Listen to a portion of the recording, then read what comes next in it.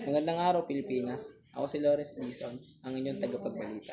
Alarming ang pagtaas ng kaso ng depresyon sa Pilipinas, especially sa mga kabataan. Ayon sa isang pag-aaral, ang prevalence ng moderate to severe depressive symptoms or MSDS sa mga Pilipino edad 15 to 24 years old ay higit na dumoble mula 9.6% noong 2013 hanggang 20.9% hanggang sa kasalukuyan.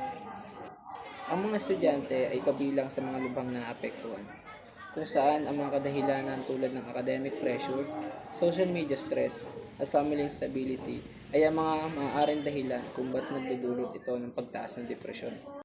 Ang pagtaas ng depresyon sa Pilipinas ay isang malaking alalahanin sa ating mental health, and it requires immediate action para sa mga nakakaranas nito.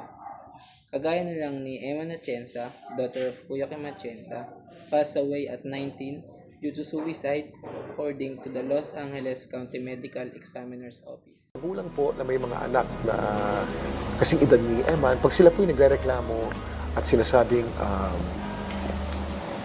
gusto nilang saktan ng kanilang sarili, depressed sila, pakinggan po natin.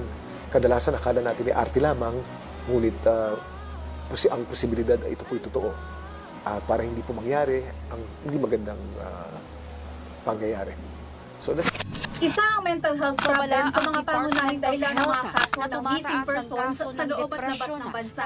Sensitibong paksa ito, pero paano nga ba natin dapat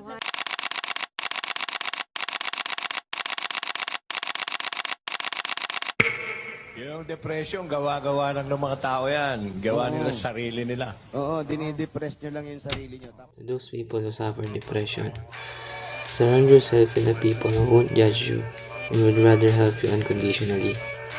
Depression may try to tell you na wala kang halaga, pero hindi yun yung totoo. Your love, your value, and you're enough. It's okay to ask for help. Hindi ka takot matulungan. Takot ka lang mahusgahan.